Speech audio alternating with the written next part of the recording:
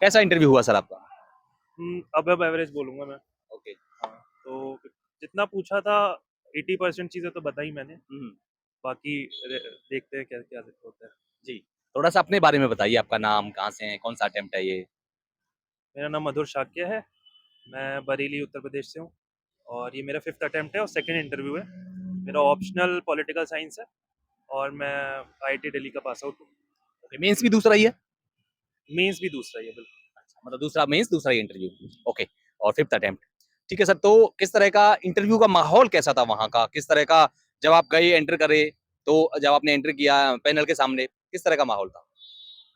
तो पैनल के सामने जैसे ही मैं एंटर किया तो नर्वसनेस तो बहुत ज़्यादा थी, जी। लेकिन फिर सब लोग मतलब स्माइली फेस था सारे बोर्ड मेंबर्स का हुँ, और उन्होंने बैठने के लिए बोला, फिर बैठा मैं और उसके बाद उन्होंने मेरे होम टाउन से शुरू किया, मेरी सिटी बरेली से।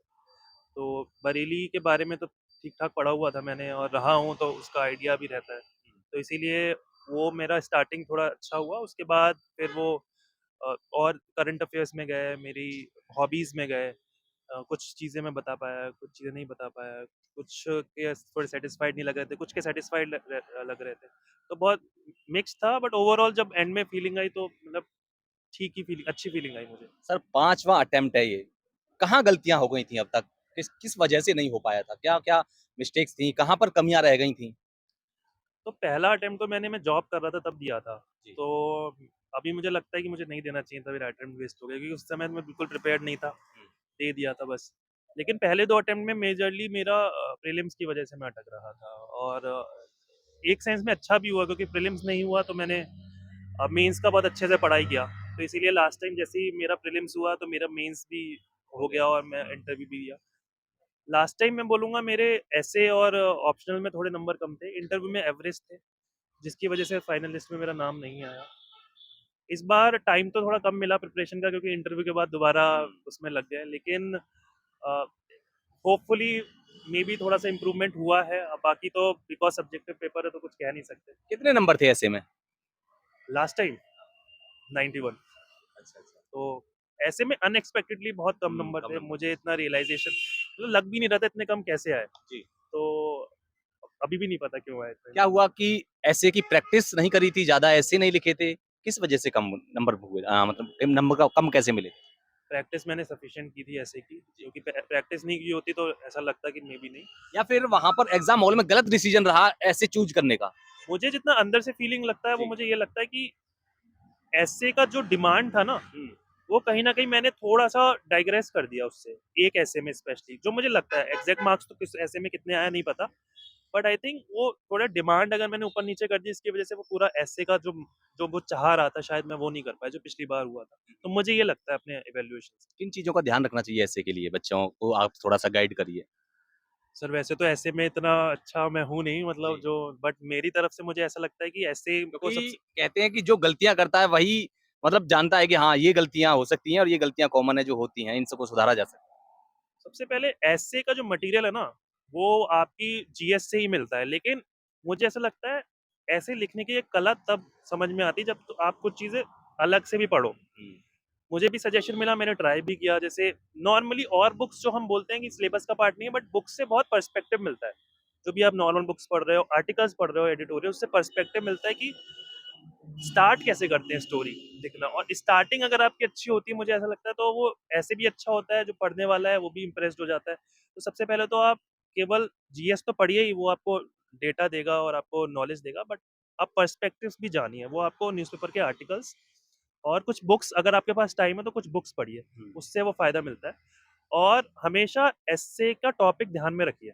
जब आप ऐसे लिख रहे हो, तो भाई आप डाइग्रेस ना कर जाओ बीच में, जो मैंने किया था। तो वो हमेशा देखते रहो कि भाई जो मैं लिख रहा हूँ वो ऐसे के टॉपिक से अलाइन्ड है, नहीं है। बीच-बीच में, तो उससे डाइग्रेस नहीं होंगे। तो अब की बार कितने ऐसे लिखे थे? इतने ऐसे 2 ही लिखने होते हैं। नहीं, नहीं, आपने जो प्रैक्टिस करी थी मॉक में कितने ऐसे अच्छा, प्रैक्टिस के अच्छा। दौरान कितने लिखे होंगे? इस बार मैंने 4 या 5 एसेज़ लिखे थे। हाँ, पिछली बार मैंने थ्रू आउट द ईयर लिखे तो कुछ ज़्यादा थे। इस हुँ। बार मैंने प्रीलिम्स के बाद ही बाद 4-5 लिखे थे, तो क्योंकि इतने टाइम ही लिखे तब मिला होगा। हाँ, टाइम ही तब मिला और बाकी सब्जेक्ट्स भी थे। अपना ऑप्शनल में मुझे और अच्छा करना था क्योंकि ऑप्शनल में स्कोरिंग है, तो 4-5 में लिख पाया था। आईआईटी आपका बैकग्राउंड रहा है। आईआईटी से आपने ग्रेजुएशन किया है।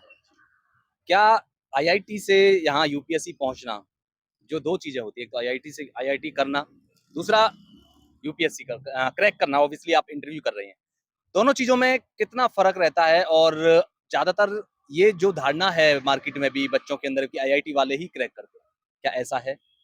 सर ऐसा मैं तो नहीं बोलूँगा, क्योंकि मैं बहुत से लोगों को जानता हूँ जो आईआईटी से नहीं है।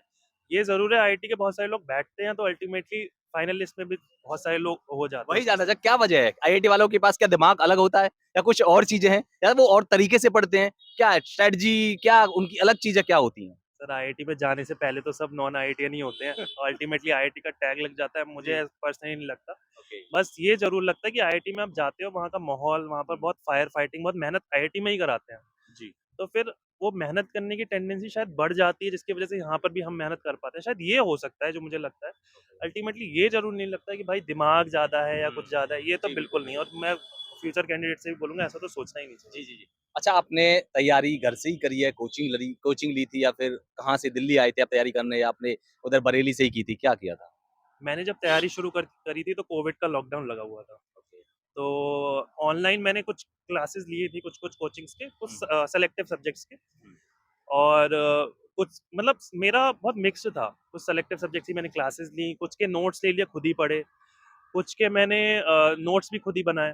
तो ऐसा मिक्स था मेरा। फिर अल्टीमेटली मैंने टेस्ट सीरीज़ेज़ ज़रूर जॉइन की थी, बिकॉज़ प्रैक्टिस बहुत ज़रूरी होती है। प्रैक्टिस, फिर लिखने की प्रैक्टिस तो करने से ही आती है। तो टेस्ट सीरीज़ेज़ मैंने ज़रूर जॉइन तो की। मतलब आप ये कह रहे हैं आपने सेल्फ स्टडी ही किया ओवरऑल आपने? हाँ, सेल्फ स्टडी बोलोगे आप। ठीक है, मैं थोड़ा-सा जानना चाहूँगा आपसे कि जो बच्चे सेल्फ स्टडी करना चाहते हैं ना, ऑब्वियसली सेल्फ स्टडी से ही यूपीएससी क्रैक होता है। तो उनको क्या कहेंगे कि कहाँ से शुरुआत करें? नहीं, आप सिलेबस को उठाइए, एनसीईआरटीज़ पढ़िए, पीवाईक्यूज़ देखिए, क्या करिए शुरुआत में? जो नए बच्चे हैं वो ज़्यादा कन्फ्यूजन होता है उनको, क्योंकि बहुत सारी चीज़ें पढ़नी होती हैं और वो चाहते हैं कि बस हो जाए एक बार में ही, तो कहाँ से शुरुआत करें? मेरे अकॉर्डिंग तो एनसीईआरटी से स्टार्ट करना चाहिए। उसके जी, रीज़न्स हैं, क्योंकि अगर हम न्यूज़पेपर से डायरेक्टली स्टार्ट करेंगे तो न्यूज़पेपर में बहुत सारे ऐसे टर्म्स होते हैं, उसकी लैंग्वेज थोड़ी-सी डिफ़िकल्ट होती है। जी। तो वो पहले ही कैंडिडेट को थोड़ा-सा डिसहार्टन कर देगा। तो एनसीईआरटीज़ पढ़ो, बहुत सिंपल लैंग्वेज होती है, आराम से पढ़ो। हुँ, और पहले एनसीईआरटीज़ तो आपको इतने आराम से पढ़नी चाहिए कि आपको टाइम देखना ही नहीं चाहिए, बिकॉज़ वो फाउंडेशन है। वो आप बार-बार नहीं पढ़ोगे, एक बार ही पढ़ पाओगे। तो वो एनसीईआरटीज़ पढ़ो, जो भी अपनी हमारी जो टिपिकल एनसीईआरटीज़ हैं वो पढ़ो। उसके बाद टेक्स्ट बुक्स ले लो। प्रैक्टिस, जब आप प्रैक्टिस करना बहुत ज़रूरी है, उसके बाद एक लेवल ऑफ आपकी प्रिपरेशन होगी, उसके बाद प्रीलिम्स, मेंस दोनों की प्रैक्टिस करना बहुत ज़रूरी है। उसके लिए टेस्ट सीरीज़ ही ऑप्शंस हैं अपने पास, बिकॉज़ टेस्ट सीरीज़ बहुत ज़्यादा प्रैक्टिस करा देता है। और टेस्ट सीरीज़ के साथ बस ये ध्यान ज़रूर रखना है कि पीवाईक्यूज़ नहीं छोड़ने हैं।